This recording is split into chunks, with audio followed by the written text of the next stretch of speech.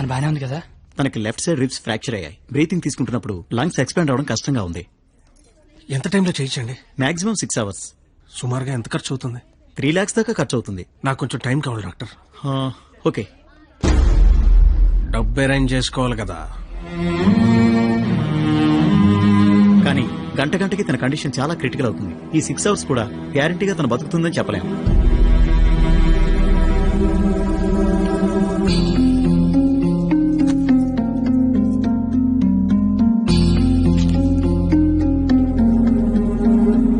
నువ్వు రాసిన అగ్రిమెంట్ కి, దాని ఆపరేషన్ కి 6 గంటల టైం ఉంది. ఈలోగా నువ్వు డబ్బు తెచ్చుకట్టు.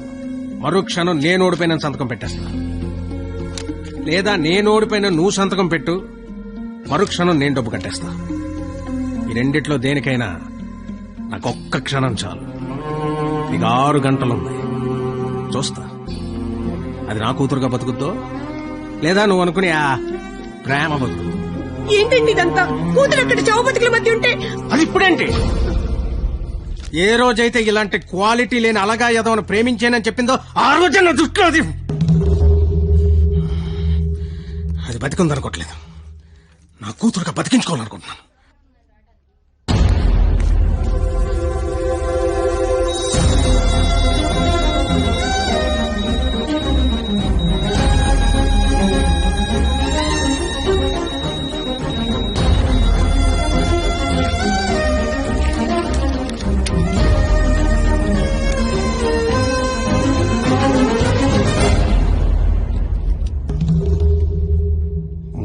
లక్షలనేసరికి కనీసం ప్రయత్నం చేయకుండా ఎలా సంతకం పెట్టేస్తున్నాడు చూడు.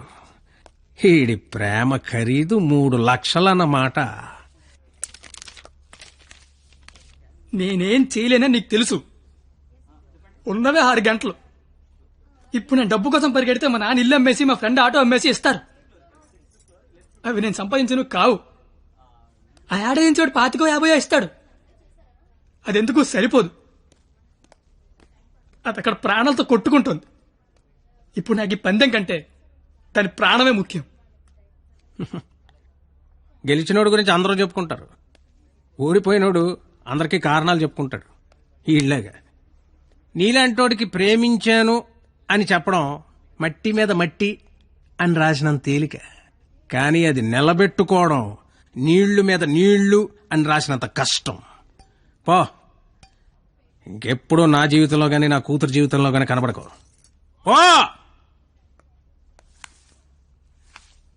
ఓడిపోతే కాళ్ల మీద పడి క్షమాపణ చెప్తానన్నావు.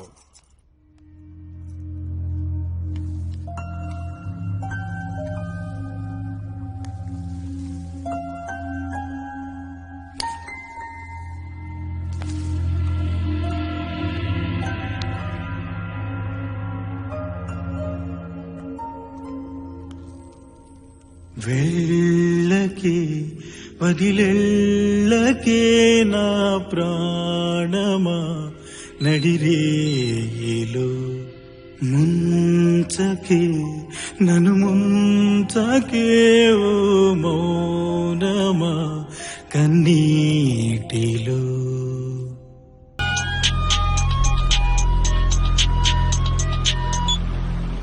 హలో, నేను పరిణీత వాళ్ళ అమ్మని మాట్లాడుతున్నాను. ఆపరేషన్ అయిందా? Doctor operation చేయనంటున్నాడు.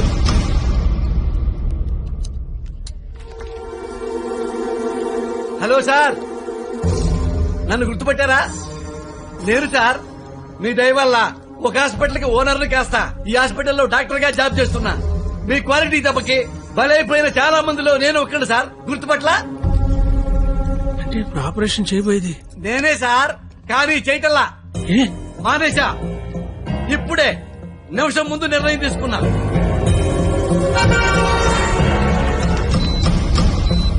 మీకు తెలుసుగా సార్, నేను పెద్ద మెంటల్ నాయల్ని.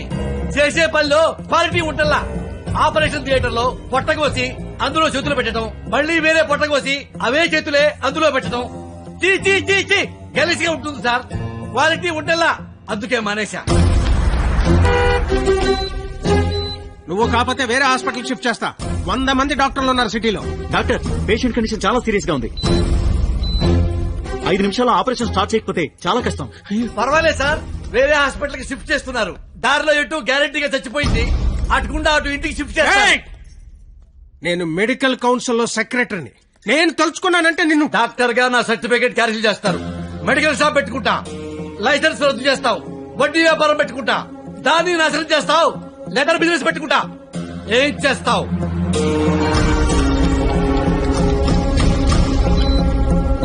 ఈ అవకాశాన్ని వదులుకోను రాజా. నీ మీద కక్ష తెచ్చుకోవడం కోసం ఎంత దూరమైనా వెళ్తా. టాటా, చెయ్యు, బాయ్ బాయ్. పోనీ ఎంత డబ్బు కావాలో చెప్పండి, ఇస్తాను. ఏయ్! డబ్బిచ్చి ప్రాణాలు కొనుక్కునే కర్మ నీకుందేమో గాని నాకు లేదు. జీవితంలో క్వాలిటీ మరీ ఎక్కువైతే ఇదిగో ఇలా ఏడవాల్సి వస్తుంది. ఇలాగే ఏడవాల్సి వస్తుంది. మిస్టర్, దేవుడికి డాక్టర్ కి కోపం తెప్పించకూడదు. దేవుడు కోపం వస్తే డాక్టర్ దగ్గర పంపిస్తాడు. డాక్టర్ కోపం వస్తే దేవుడి దగ్గర పంపిస్తాడు. మరో 5 నిమిషాల్లో నువ్వు ఏడవబోయే ఏడుపు వినడానికి అదిగో నా రూమ్ లో వెయిట్ చేస్తుంటా. Good luck for me, bad luck for you. Thank you.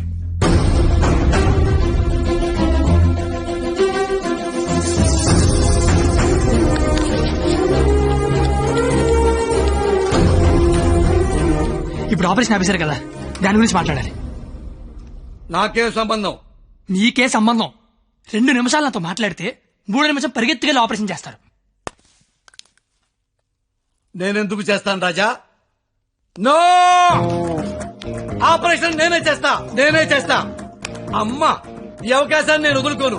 Sir, sorry sir, ఈ విషయం తెలియక నేను ఆపరేషన్ చేయనని చెప్పాను సార్. ఏ విషయం? అంత బాబు చెప్పాడులే సార్ నాకు. ఏం చెప్పాడు? ఊరుకోండి సార్. సిస్టర్, ఇదిగో నా ఏటీఎం కార్డు తీసుకుని డబ్బులు రాజాయి. కింద బిల్లు మొత్తం కట్టాయి. ఇంజక్షన్ ఖర్చు కూడా వీళ్ళు ఇవ్వడానికి వీల్లేదు. వెళ్ళు. బాబు బయలుదేరమంటావా? చచ్చిపోయేలో వెళ్ళండి సార్. ఏం కాదు నాన్న, షేక్ హ్యాండ్ ఇవ్వు నాన్న. అవయవదానం చేశారా సరే, పాపను బతికించుకుంటాను. పాపే నా ప్రాణం.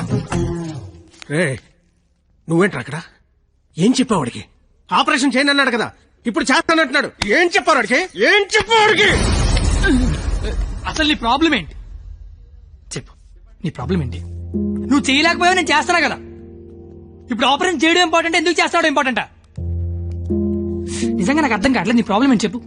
నీకు నేను నచ్చలేదు. నువ్వు నన్ను చేసుకోవాలనుకుంటే నేను నీకు నచ్చాలి. నీ కూతురు నన్ను చేసుకోవాలనుకుంటే నీకు నచ్చాల్సిన అవసరం లేదు. సరే, ఒక ఆడపిల్ల తండ్రిగా నేను నీకు నచ్చలేదు. ఎందుకంటే నువ్వు చూసినోడికి చదువు ఉంది, ఉద్యోగం ఉంది. నాకు చదువు లేదు, ఉద్యోగం లేదు. కానీ నీ కూతురు కాడంటే ఇష్టం లేదు. నీకు ఇష్టం లేదు. నేను ఒక 4 రోజులు మీ ఇంట్లో ఉంటేనే భరించలేకపోయావు. నీ కూతురు దానికి ఇష్టం లేని వాడితో జీవితాంతం ఒకే ఇంట్లో ఉండాలి, ఒకే మంచం మీద పడుకోవాలి, కాపురం చేయాలి. అర్థమవుతుందా నీకు? నాకు విషయం చెప్పు. నీలా నీ ఫ్యామిలీ 4 రోజులు పోషించమన్నావు. చివరిలో యాక్సిడెంట్ అయ్యింది, ఆపరేషన్ చేయించాలి, చేయించలేకపోయినా ఓడిపోయిన సంతకం పెట్టమన్నావు, పెట్టేశా. నీ కూతురు నీకిచ్చా. నువ్వేం చేసావు? ఆపరేషన్ చేయించగలిగావా? నువ్వు చేసింది అంటే నేను చేయలేకపోయిందేంటి? ఇప్పుడు ఇద్దరం గెలిచినట్ట, ఇద్దరం ఓడిపోయినట్ట? తనకు మన ఇద్దరం కావాలి. నువ్వు ఉన్నావన్న ధైర్యం కావాలి, నేను ఇచ్చే ఆనందము కావాలి. తను ఎగరాలనుకుంటోంది. ఎగరడానికి రెక్కల్లా నేనున్నాను. కానీ ఎగిరి ఎగిరి అలిసిపోతే వాలడానికి కాళ్ళలా నువ్వు ఉన్నావన్న ధైర్యం కావాలి. అసలు నీతో పాటు మా నాన్న కూడా కావాలి అని ఉండకపోతే దాన్ని పెళ్లి చేసుకోవడానికి 3 లక్షలు చెప్పి పట్టదు నాకు. నిన్ను కాదు లేచాక దాన్ని అనాలి. ఛీ, ఇదంతా నీకు ఎంత చెప్పినా అర్థం కాదని తెలుసుకోవడం చెప్తున్నా. నాకైతే అర్థం కావట్లేదు. ఛీ, ఎంత వస్తువు తెస్తే. రాజా, కంగ్రాచులేషన్స్, ఆపరేషన్ బాగా జరిగింది. అమ్మాయి safe. Best of luck. Medical officer గారు, మీరు మీ భార్య లోపలికి వెళ్ళి చూడొచ్చండి.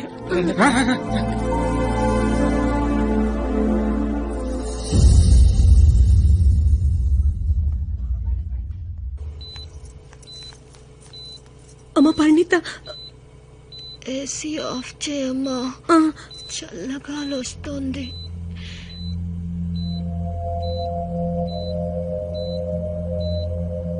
నిన్నొకటి అడగాలి నాన్న.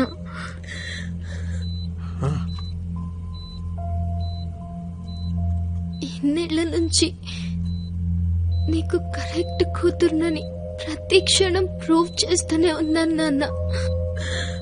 పరిణిత, కానీ నువ్వు నాకు కరెక్ట్ నాన్నవని ఒక్క ఒక్కసారి కూడా ఎందుకు ప్రూవ్ చేయలేదు నాన్న? ఆ మాట వినగానే చచ్చిపోవాలనిపించింది. చచ్చిపోయాను. నా కూతురికి ఇష్టం లేని తండ్రిగా. నా కూతురు వాడిని చేసుకుంటే తండ్రిగా నేను ఓడిపోతాను. నా కూతురు గెలుస్తుంది. కూతురిని ఓడించి తండ్రిగా గెలవడం కంటే కూతురిని గెలిపించిన తండ్రిగా గెలవడమే కరెక్ట్ అనిపించింది. గెలిచాను. కానీ ఇప్పటికీ నాకు ఒక డౌట్ ఉండిపోయింది. అందేస్తారుగా? ఏనా పైగా క్వాలిటీ లేని చీప్ లెక్కరా. మీరు ఇంకా పూర్తిగా మారలేదు. ఏవండి, స్నానానికి టవల్ తీసుకెళ్లరా? నువ్వు కూడా ఈ వృద్ధి అల్లుడు గారు, ఆ రోజు హాస్పిటల్లో డాక్టర్ గారికి ఏం చెప్పారో చెప్పరా? ఎందుకులేండి, అయిపోయింది అయిపోయింది. మందేస్తే నేను చెప్తా. అచ్చే, హలో సార్, మా డైరెక్టర్ చెప్పిన ఐడియాలన్నీ మీవేనని మా సీఈఓకి తెలిసిపోయింది సార్. ఆయన ఉద్యోగం నుంచి పీకేశారంట. సోమవారం నుంచి వచ్చి మీరు ఆఫీస్ లో జాయిన్ అయిపోతారా? ఓహో, ఇంకే అలాగే కాని మాయగారు నాకు ఉద్యోగం వచ్చింది మరి. Congrats congrats. ఇదిగో ఈ శుభ సందర్భంలో ఆ రోజు హాస్పిటల్లో డాక్టర్ గారికి ఏం చెప్పారో ఈ శుభ సందర్భంలో ఆ రోజు డాక్టర్కి ఏం చెప్పానో నేను చెప్పను. మందేస్తే నేను చెప్తా. ఉండవా బాబు. రండి సార్. డాక్టర్ గారు, నమస్కారం అండి. డాక్టర్ గారు, అది ఆ రోజు హాస్పిటల్లో మా అల్లుడు మీతో ఏం చెప్పాడో చెప్పరా? బాబు నా గదిలోకి వచ్చి నేనెందుకు చేయాలి?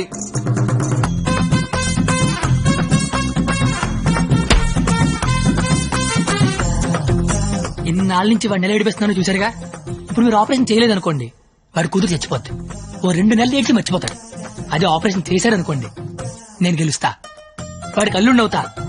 లైఫ్ లాంగ్ వాడి తాట తీస్తా. రోజుకో సినిమా చూపిస్తా మావకి. ఒకే దెబ్బకి మీ కసి నా కసి 2 తీరిపోతాయి. వాడి మీద రివెంజ్ తీర్చుకోవడానికి ఎంత దూరం వెళ్తానారుగా. ఆపరేషన్ థియేటర్ దాకా వెళ్ళండి చాలు. అంత బంపర్ ఆఫర్ ఎవరు వదులుకుంటారు చెప్పండి? నేను వదులుకోలా. ఆపండి ఆపండి. జీప్ లెక్క తగలన్నారు. నాకు బయటకు వెళ్ళబడింది. అల్లుడు రాజా, పండక్కి మాంగారు ఏం కనబోతున్నారు? మన రేంజ్ కి బెంచ్ కరెక్ట్. బెంజు మరి మళ్ళీ ఆదివారం వస్తాను. వెళ్ళినా tata, see you, bye bye. ఈ మాత్రం దానికే షాక్ అయితే ఎలా మావా? నీకు అద్భుతమైన విషయం చెప్పనా? నేను ఇంటర్ ఫెయిల్ రోడ్డు మీద ఖాళీగా తిరుగుతుంటే దారిలో కనిపించి అమ్మాయిని చూపించింది ఎవరు? నువ్వు. 996. అమితో మాకి బాలో భాష అంటే ఐ లవ్ యూ అని చెప్పింది ఎవరు? నువ్వు. అమితో మాకి బాలో భాష అంటే ఏంటయ్యా? I love you. ఉదయం 9 నుంచి సాయంత్రం 4 దాకా తప్ప మిగతా టైంలో ప్రేమించుకోవడం కుదరట్లేదని ఫుల్ టైం చింపులో పెట్టుకుంది ఎవరు? నువ్వు.